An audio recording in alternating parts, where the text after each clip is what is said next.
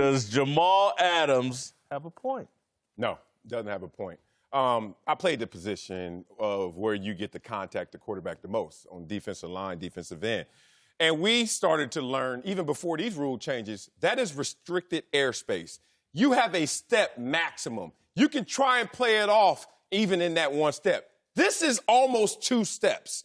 Now, what's the motivation of this? Well, you're on Monday Night Football, so we know that getting to Baker Mayfield, that's going to be something of magnitude. But I don't like this for one reason. Why don't you just get there in time? Or like I did, a many of plays, damn it, next play. Because if it was about me getting there late and still getting a hit, or all that would happen is imaginary sacks, but real penalties. And this is what's a trip about this is like, I think this is part of this tough man mantra that people were trying to sell. But the toughest thing about playing the position is doing it the right way and still excelling in it by playing it by the rules. And I just don't like things like this. And then you come out with the premeditated, already scripted, tough man speech when you knew in the moment that you were doing the wrong thing. I mean, I think he has a point, to be honest with you. I know once I got out the league, it was just crazy how the NFL started doing. Guys will get fined for a face mask. I'm not really trying to face mask you, but you're going to fine me $10,000 for a face mask. I got a 15-yard penalty to hurt the team. Now you're going to fine me $21,000. The tweet, I don't mind it. I think everything after the BS, he should not have put in the tweet. Now, I don't give a damn about these rules. So now, your next penalty, your fine probably going to double. It's going to be 40-some thousand. And then after that, you're going to double that, and then you're probably going to get suspended. And so he should have left that out of there.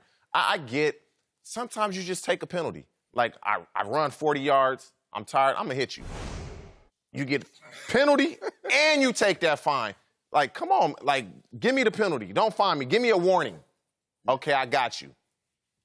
I'm with you here. I think he does have a point. And for me, honestly, as an offensive player, watching the way the game has transpired, it has changed. And for a defensive guy, it probably does appear to be softer. But these are rules that have been set in place that you are going to have to abide by.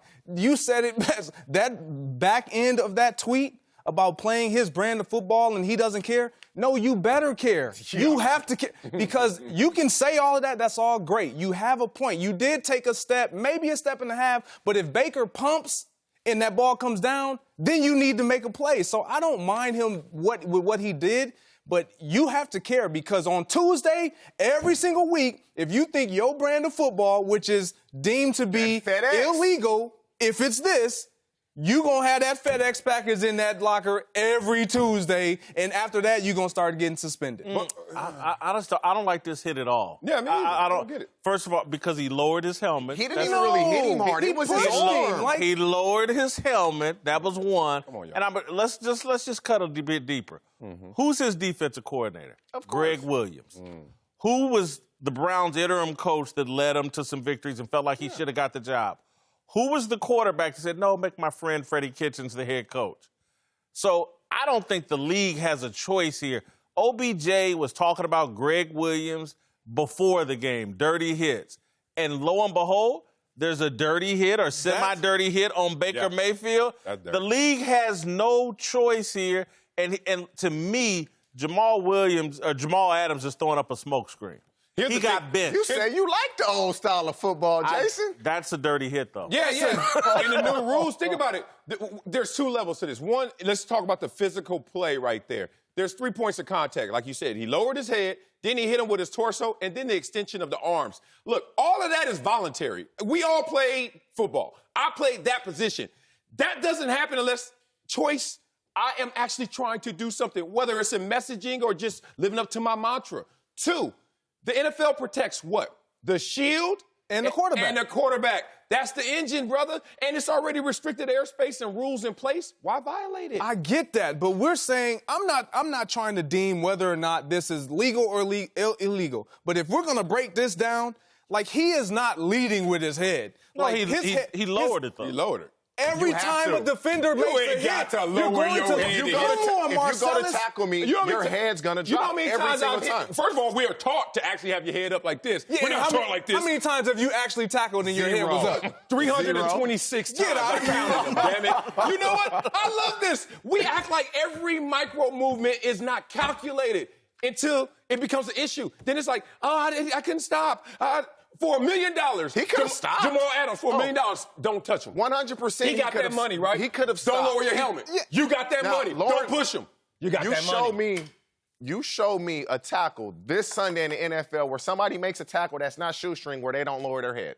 Well, that's fine. It's almost impossible. Look, I'm old enough to remember, y'all old enough, they used to call this a delivery sack. Yeah. Yes. They've illegalized the delivery sack. Mm-hmm. They've made it crystal clear. Damn. And to me, back. the delivery sack to me is really for defensive linemen. A safety running up from that far when the guy clearly had released the ball.